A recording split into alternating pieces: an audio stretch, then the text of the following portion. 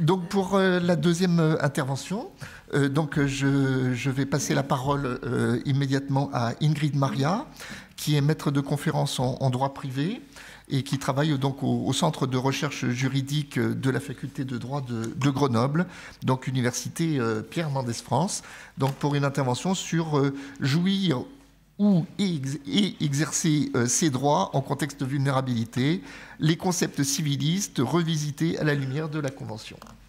Je vous remercie. Alors, je voulais évidemment commencer par remercier Benoît Hérault et Olivia Velpry de m'avoir convié à ce riche colloque, notamment parce qu'il me permet de revenir sur des thèmes qui m'ont été chers pendant quelques années, puisque j'y ai consacré ma thèse. L'article 12, apparemment, on nous le dit depuis hier, postule un changement de paradigme important pour la protection des vulnérables. C'est en réalité, il me semble, et on l'a vu au regard des discussions hier, c'est plutôt l'interprétation qu'en a donnée le Comité des droits des personnes handicapées qui postule ce nouveau paradigme. Alors, ces observations générales qui ont été livrées par le Comité, qui ont été quand même livrées, il faut le souligner, il me semble, plus de 6 ans après l'entrée en vigueur du texte et 4 ans après la ratification par la France, vont, il me semble, bien au-delà de ce que prévoit l'article 12, ce que n'a pas manqué d'ailleurs de souligner la France dans son commentaire aux observations générales du Comité.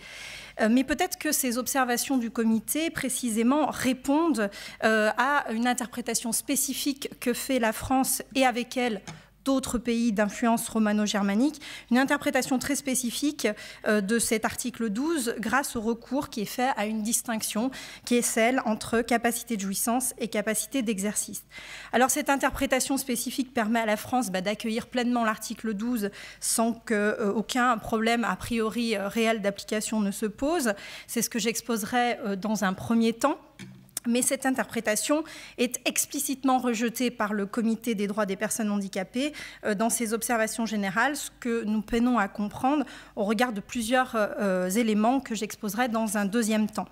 Et j'essaierai enfin, dans un troisième temps, de voir si cette incompatibilité apparemment fondamentale entre la conception française et la conception du Comité des droits des personnes handicapées est surmontable ou non.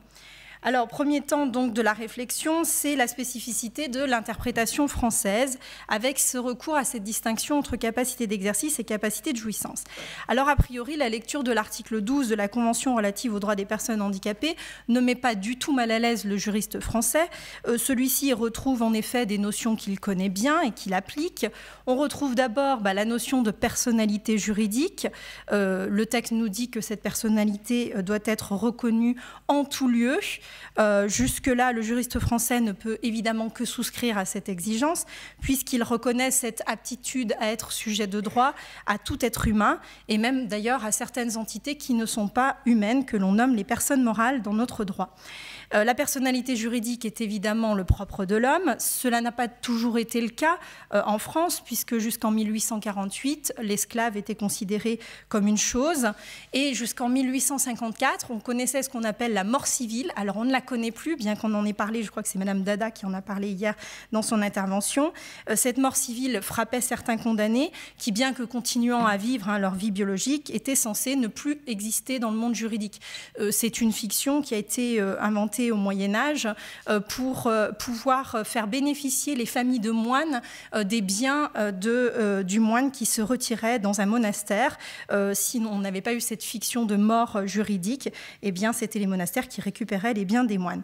Mais depuis le milieu du XIXe siècle, plus de doute, tous les êtres humains bénéficient de la personnalité juridique. Ensuite, l'article 12 nous parle de la capacité juridique, exigeant dans son paragraphe 2 que les États parties reconnaissent que les personnes handicapées en jouissent, et je l'ai souligné, dans tous les domaines. Là encore, le juriste français n'est pas déstabilisé, tout au contraire, puisqu'il croit même ici reconnaître une notion qu'il maîtrise bien, celle de capacité de jouissance. En effet, en usant du verbe « jouir », l'article 12 renvoie le juriste français à la capacité de jouissance. Or, les personnes handicapées, même placées sous un régime de protection juridique, jouissent bien de leurs droits. En revanche, elles ne peuvent pas les exercer par elles-mêmes, quand elles sont placées sous certaines mesures de protection en tout cas. Autrement dit, elles ont la capacité de jouissance, mais pas nécessairement la capacité d'exercice. Alors, que signifie cette opposition ? En droit français, comme dans d'autres droits d'origine romano-germanique, mais les étrangers me le confirmeront, tels que l'Espagne et la Belgique par exemple, la doctrine, c'est-à-dire les auteurs, distinguent 2 degrés dans la capacité juridique. La capacité de jouissance qui se définit comme l'aptitude à avoir des droits et des obligations, et la capacité d'exercice qui est le pouvoir de mettre en œuvre soi-même et seul ses droits et obligations. On retrouve d'ailleurs la même distinction, me semble-t-il, dans les codes civils italiens et allemands, sous des termes un petit peu différents, qui est capacité juridique et capacité d'agir. La recherche que j'ai menée pendant ma thèse m'a permis d'établir que cette distinction provenait probablement d'une division bipartite, binaire, du droit subjectif. C'est une division qui a été faite dans la doctrine allemande au XIXe siècle. Savigny, d'abord au début du XIXe siècle, distinguait le droit inerte du droit en action, ce qui renvoie bien sûr au droit dont on peut jouir et au droit qu'on exerce d'autre part. Mais c'est surtout l'opposition allemande entre droit-volonté et droit-intérêt qui explique l'opposition entre jouissance et exercice. Alors, le fondateur de la théorie du droit-volonté, je m'excuse déjà vis-à-vis des germanophobes, je n'ai jamais fait d'allemand, donc pour la prononciation. Donc, Windscheid, qui a fondé cette théorie du droit-volonté dans son célèbre Pendektenrecht, pour lui, l'essence du droit subjectif consiste dans l'acte de volonté. Donc avoir un droit, ça signifierait pour lui être habilité à vouloir, être habilité à avoir un pouvoir. En réaction à cette doctrine, s'est développée la théorie de l'intérêt qui a été fondée par Jhering, qui considère, lui, que l'existence des droits est fonction de certains buts à atteindre, buts qui ne sont que des intérêts que la loi considère comme dignes de recevoir une protection. Alors, je vous ai retranscrit un petit paragraphe de ce que dit Jhering dans son Esprit du droit romain. Jouir, tel est le but propre du droit. Revendiquer un droit n'est qu'un moyen pour arriver à pouvoir en jouir. Ce qui ne peut jamais manquer au droit, c'est la jouissance. Jouir d'un droit sans en disposer peut se concevoir. Donc, tout vient de là. Disposer sans jouir est impossible. Le droit est tout entier dans ce principe.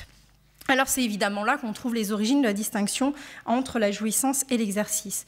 Et cette opposition va se confirmer au cours du XXe siècle, même si elle va déserter la théorie du droit subjectif pour aller plutôt sur le terrain du sujet de droit et donc de la capacité. Alors, pourquoi ça s'est décalé sur le sujet de droit ? Tout simplement parce que le sujet de droit, c'est celui qui a un droit subjectif. Alors évidemment, selon la théorie du droit à laquelle on souscrivait, on ne définissait pas tout à fait de la même manière le sujet de droit. Les auteurs qui avaient opté pour une définition du droit subjectif basée sur la volonté estimaient que le sujet de droit était l'individu pourvu de volonté, c'est assez logique. Tandis que ceux qui concevaient le droit subjectif comme un intérêt juridiquement protégé définissaient le sujet de droit comme celui qui peut prétendre non à vouloir, mais à profiter, à jouir. Alors, ces deux conceptions ont été considérées trop extrêmes par certains auteurs allemands. C'est le cas de Becker, qui en 1873 a du coup proposé une alternative en distinguant le sujet de jouissance et le sujet de disposition. On retrouve là évidemment la distinction sujet de jouissance, sujet d'exercice, et ce dédoublement a été repris par la suite par plusieurs auteurs allemands, et en France surtout par René de Mogh au début du XXe siècle. Et ça a glissé vers la capacité, puisque finalement être sujet de droit, c'est être apte à avoir des droits, et avoir la capacité, c'est aussi être apte à avoir des droits. Donc Capitan, Saleil, mais aussi Kelsen reprennent la distinction capacité de jouissance, capacité d'exercice. Mais alors pourquoi Jhering a proposé cette distinction ? Qu'est-ce qui a motivé cette différenciation ? Alors, c'était une réaction à la théorie du droit-volonté. Cette théorie posait problème. Pourquoi elle posait problème ? Parce qu'elle identifiait le sujet de droit à l'être humain pourvu de volonté. Donc évidemment, si on excluait des sujets de droit, de la catégorie de sujets de droit, tous ceux qui ne pouvaient pas donner valablement une volonté, on faisait de ces gens-là des personnes qui n'étaient pas vraiment humaines, des sous-humains, je ne sais pas. Donc évidemment, cela choquait. Et donc, c'est en voulant trouver un palliatif à cette anomalie qu'on a distingué la jouissance et l'exercice. Et comme ça, on a pu dire, mais ces gens-là, c'est-à-dire à l'époque, Jhering était centré sur ce qu'il appelait les fous et les jeunes enfants, eh bien ces gens-là sont des sujets de droit parce que ce sont des sujets de jouissance et leur humanité était sauve. Alors cette conception aussi de Jhering a permis de justifier plus facilement certaines restrictions qui avaient été apportées à la personnalité, en disant que il y avait un sujet de jouissance, on pouvait plus relativiser l'attribution des droits, relativisation qui était jusqu'alors impossible parce que la notion de personnalité juridique était totale, était absolue. Alors le discours était le suivant, tous les hommes n'ont pas la même capacité, mais ils conservent tous la personnalité et c'est bien là l'essentiel. Autrement dit, la capacité est susceptible de graduation alors que la personnalité ne l'est pas. Alors c'est ce qui explique que dans notre droit et dans d'autres droits romano-germaniques, ce qui peut surprendre, c'est que pour un même signifiant, c'est-à-dire avoir l'aptitude à avoir des droits, il y a deux termes finalement, personnalité et capacité de jouissance. Mais la personnalité, c'est l'aptitude absolue à avoir des droits, alors que la capacité de jouissance, c'est une aptitude relative. Alors aujourd'hui, on peut se demander si cette distinction est encore bien légitime. Moi, dans ma thèse, j'ai essayé de la démonter, donc je ne vais pas vous dire qu'elle est franchement utile dans le droit français. Mais depuis ma thèse, je me rends compte qu'elle retrouve une utilité dans le domaine des droits et libertés fondamentaux. J'y reviendrai après là-dessus. J'ai peur de ne pas avoir assez de temps, donc je passe là-dessus. Malgré ces critiques, la distinction, elle est toujours là. Je n'ai pas convaincu la communauté des juristes. Et elle est là et elle sert à quelque chose, elle sert effectivement à justifier la restriction que l'on peut apporter à la capacité d'exercice, ce que rejette absolument le comité, et c'est l'objet donc du deuxième temps de mon intervention. Alors, quand le comité s'intéresse à la différenciation capacité d'exercice et capacité de jouissance, dans ces paragraphes 13 et 14 de ses observations, c'est pour mieux souligner qu'il est impossible de s'appuyer sur celle-ci pour autoriser des atteintes à la capacité juridique. Pour lui, la capacité d'avoir des droits et des obligations est inséparable de celle d'exercer ces mêmes droits et obligations. Donc, ce comité, l'impression que j'en ai eue en lisant ces observations, c'est qu'il ne nie pas qu'il existe deux éléments dans la capacité juridique, éléments qu'il appelle pas tout à fait capacité d'exercice, capacité de jouissance, mais il y a des problèmes de traduction aussi, mais qu'il appelle statut juridique d'une part, capacité d'agir d'autre part. Mais selon lui, et j'ai reproduit ce qu'il dit dans son paragraphe 14, cette différenciation ne saurait justifier une atteinte à la capacité. Il dit « La capacité juridique signifie que toutes les personnes, y compris les personnes handicapées, ont un statut juridique et la capacité d'agir du seul fait de leur humanité. Les deux éléments de la capacité juridique doivent être reconnus pour que le droit à la capacité juridique soit réalisé. » Autrement dit, aucune restriction à la capacité d'exercice ne saurait être tolérée, ce qui explique que le comité, d'ailleurs, rejette toutes les mesures de type substitutive au profit de mesures associatives. Alors, cette prise de position surprend le juriste français, il me semble, et peut être contestée sur plusieurs points. Elle peut être contestée, bien sûr, sur la mise en œuvre pratique, mais je n'y reviens pas dessus, on en a un petit peu parlé hier, les praticiens l'expliqueront mieux que moi, les professionnels, mais elle peut être contestée, à mon avis, d'un point de vue aussi théorique. Alors d'abord, elle étonne, cette position. Pour moi, elle est étonnante parce qu'elle n'est pas dans l'air du temps, si je puis dire, dans le domaine des droits et libertés fondamentaux. En effet, depuis quelques années, il est fait un usage certain de cette distinction entre exercice et jouissance en matière de droits et libertés fondamentaux. Et précisément, on use de cette distinction pour permettre de relativiser la mise en œuvre de certains droits et libertés. On a là-dessus un arrêt de la Cour européenne des droits de l'homme qui est très parlant, qui est l'arrêt d'Emir, j'ai oublié le R sur le PowerPoint, d'Emir et Baykira contre Turquie du 12 novembre 2008, un arrêt rendu en grande chambre. Dans cette affaire, la Cour devait se prononcer sur la possibilité pour des fonctionnaires municipaux de se constituer en syndicat et de bénéficier d'une convention collective. Elle adopte à cette occasion une interprétation de l'article 11 de la Convention en considérant que ce texte conduit à ne tolérer que les atteintes à l'exercice des droits et non à leur jouissance. Donc la Cour européenne des droits de l'homme se sert bien de la distinction pour dire on peut porter atteinte à l'exercice des droits, mais pas à leur jouissance. C'est donc en matière des droits de l'homme, la distinction entre exercice et jouissance peut tout à fait servir, comme dans les systèmes romano-germaniques, à relativiser l'atteinte faite à l'exercice de certains droits. Cette faculté de limitation de l'exercice des droits est même reconnue par le Comité des droits de l'homme des Nations Unies. Celui-ci a, dans une communication du 26 juillet 2002, considéré que l'article 26 du Pacte international sur les droits civils et politiques, qui reconnaît l'égalité de tous devant la loi, n'était pas violé dès lors que la mesure de limitation reposait sur des motifs raisonnables et objectifs et que le but poursuivi était légitime. Et on peut d'ailleurs se demander si le paragraphe 4 de l'article 12 de la Convention n'est pas en ce sens, puisqu'il dispose, je n'avais pas la place de le reproduire dans le PowerPoint, désolé, les États parties font en sorte que les mesures relatives à l'exercice de la capacité juridique soient assorties de garanties appropriées et effectives pour prévenir les abus conformément au droit international des droits de l'homme.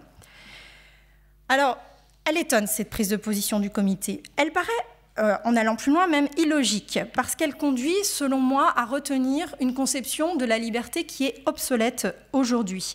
Elle part d'une égalité absolue, une égalité complètement abstraite. Cette conception de l'égalité, elle a eu son heure de gloire en France au moment de la Révolution française, mais elle est aujourd'hui dépassée. C'est une chose de proclamer l'égalité, c'en est une autre de s'assurer qu'elle soit réelle. Aujourd'hui, l'égalité recherchée n'est plus une égalité seulement formelle, satisfaite par l'affirmation que tous les individus ont les mêmes droits, mais c'est une égalité réelle. Cette égalité réelle, elle tend à compenser les différences de fait. Dans cette perspective, le droit français a supprimé des inégalités juridiques entre titulaires de droits lorsqu'elles n'étaient pas justifiées par cet objectif d'égalité réelle. C'est le cas pour l'incapacité juridique de la femme mariée, puisqu'on en a parlé à l'instant, en 1938. Mais le droit français était plus loin, puisque une égalité concrète suppose éventuellement de surprotéger une catégorie, donc suppose une rupture d'égalité. C'est ce qui explique, entre autres, la mise en place de la législation qu'on dit consumériste, c'est-à-dire protectrice du consommateur, législation qui déroge au droit commun des contrats, et je pourrais en citer plein, la législation relative aux salariés, etc. On ne raisonne donc plus aujourd'hui à partir d'êtres abstraits et interchangeables, mais à partir d'hommes concrets pris dans leur réalité sociale et familiale. Et ces inégalités compensatoires comprennent évidemment ce que l'on appelle aujourd'hui les discriminations positives. Donc on le voit, l'égalité peut parfois être assurée par des inégalités. Et pour moi, les mesures de protection juridique françaises entrent dans celles-ci. Certes, les majeurs sous curatelle et sous tutelle ne peuvent pas mettre en œuvre leurs droits comme le ferait une personne en pleine possession de ses moyens. Mais c'est pour mieux assurer cette égalité entre personnes vulnérables et personnes non vulnérables. Bien sûr, cela est discutable. Je suis ouverte à toute discussion. Je terminerai enfin sur ces critiques théoriques contre ces observations du comité, en disant que l'impression que j'ai eue en lisant ces observations était qu'il y avait un paradoxe. Ces observations consacrent une distinction sans en consacrer son utilité. Quel intérêt y a-t-il à admettre que deux éléments composent la capacité juridique si c'est pour leur attribuer exactement le même régime ? Alors, il ne semble pas effectivement que les pays de common law opèrent une telle différenciation, et pour cause, les pays de common law ne connaissent même pas les concepts de personnalité juridique, me semble-t-il, et de capacité juridique. Leur unique préoccupation est de protéger la personne humaine. Donc peut-être est-ce la position du comité, je n'en suis pas certaine, puisqu'il se réfère explicitement à la capacité juridique et à la capacité d'agir, mais peut-être est-ce simplement pour pouvoir répondre effectivement à cette conception des pays de droit romano-germanique. En tout état de cause, quelle valeur juridique ont ces observations du comité ? Comme l'a souligné la France dans son commentaire relatif à ces observations, les observations générales du comité ne sont pas contraignantes et elles ne peuvent pas avoir pour effet d'étendre la portée des obligations contenues dans la Convention. Mais je laisserai le soin au professeur Renaudy, qui doit intervenir dans l'atelier consacré à l'effectivité des droits fondamentaux, d'expliquer cela. Nous ne sommes pas liés juridiquement par ces observations. Alors, peut-être du coup que l'incompatibilité n'est pas si grave que cela et que l'on peut la dépasser. On peut, il me semble, déplacer cette incompatibilité entre la conception du comité et celle de la France, d'une part parce qu'au-delà de cette interprétation spécifique que fait le droit français de l'article 12 de la Convention, il me semble qu'on peut considérer que le droit civil français n'est pas si éloigné que cela des objectifs que fixe le comité des droits des personnes handicapées. Émilie Pecker en a dit beaucoup de choses hier, donc c'est très bien, ça m'évitera de revenir dessus et de gagner un peu de temps. Je reviendrai sur 2 ou 3 points très rapidement.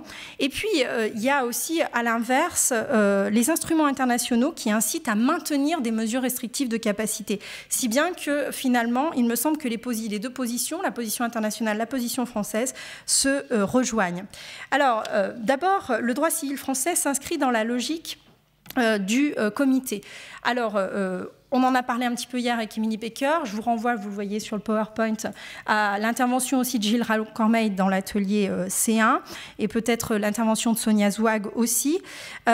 C'est vrai qu'en apparence, le droit civil français semble bien éloigné de ce qu'exige le comité.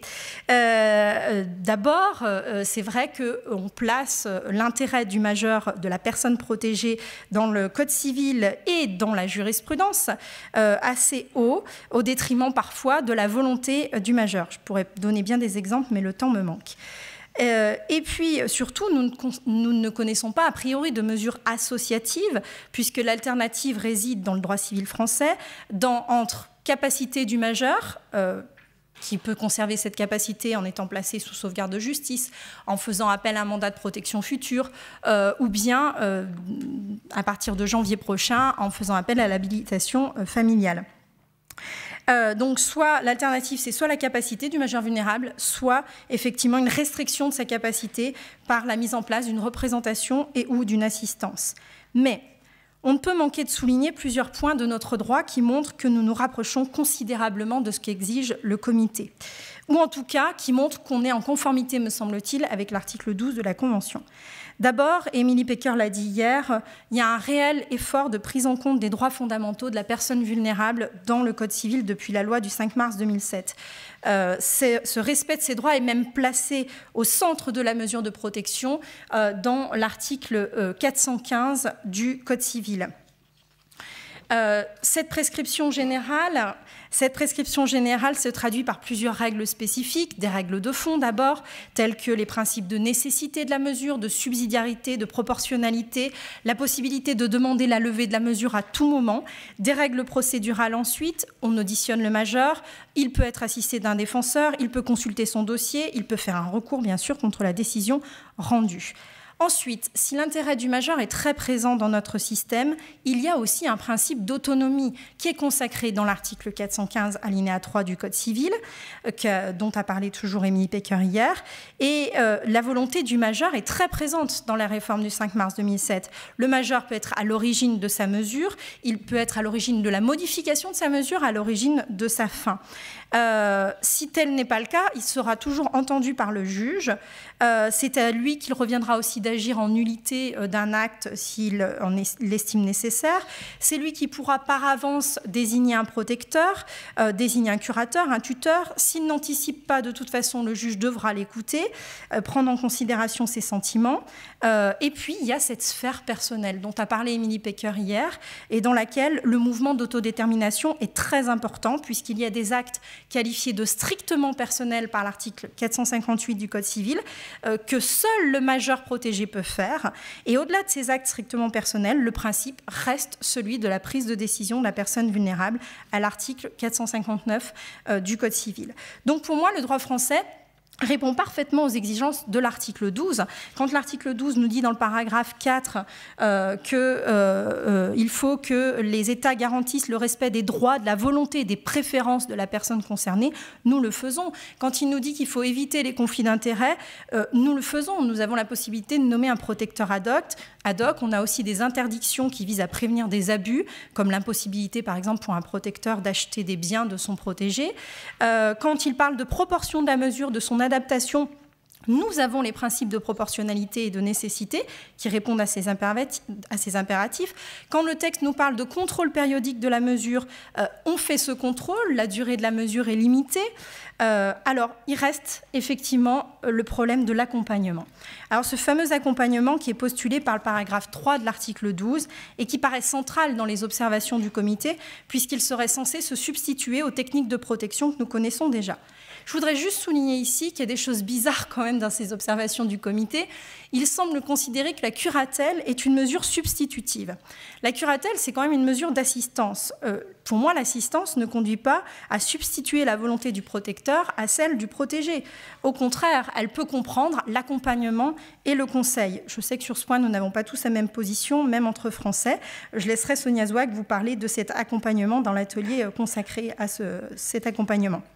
Pour moi, la curatelle est déjà une mesure associative, de sorte qu'il n'y aurait éventuellement que la tutelle qui pourrait poser problème eu égard aux exigences du comité. Et encore, je me demande si la présentation n'est pas caricaturale. La tutelle n'est pas dans son entier une mesure substitutive. Émilie Pecker l'a rappelé hier. D'une part, elle maintient une certaine autonomie en matière personnelle pour les actes de la vie courante. D'autre part, elle est modulable. C'est l'article 473 du Code civil.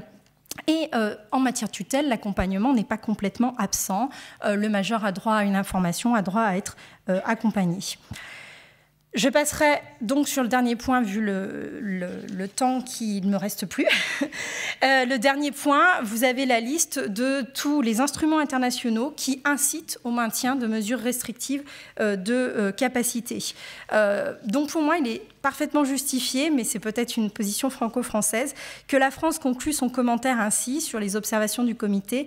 Dans ces conditions, la portée que les États parties ont entendu donner aux stipulations de l'article 12 de la Convention ne saurait, comme le mentionne le comité dans ses observations générales, être le résultat d'un malentendu. Cela traduit au contraire une volonté de cohérence et de compatibilité des stipulations de l'article 12 avec les stipulations contenues dans les autres textes internationaux applicables, et notamment ceux qui sont spécifiques à la protection des majeurs. Je vous remercie.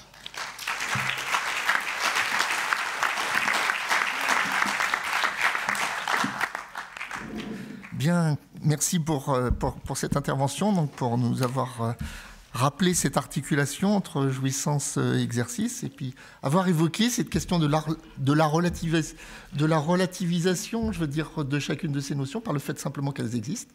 Donc, et puis d'avoir situé quand même cette question de l'accompagnement aussi essentielle pour nous. Alors, bien entendu, il y a beaucoup de débats, mais ce n'est pas pour tout de suite.